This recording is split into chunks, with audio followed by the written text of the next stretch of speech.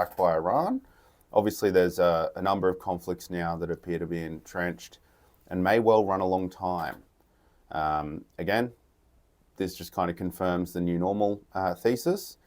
How do you think this is going to play out with the energy prices? I know we touched on this. It looks like, when I look at it, I would expect oil to be skyrocketing. And I know you touched on it last week, Jacob, where you said it seems to be kind of artificially suppressed.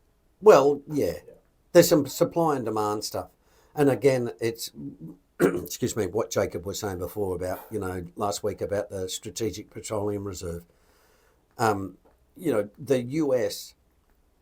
US used to keep, I think it was a supply that was about 3 months supply. And now they're reducing it. And I think the reason why they've taken a different approach is because the US created the SPR, right, the reserve, because they were a net importer of oil, right? So in other words, we're relying on the world to give us what we want. Now the Americans are a net exporter of oil.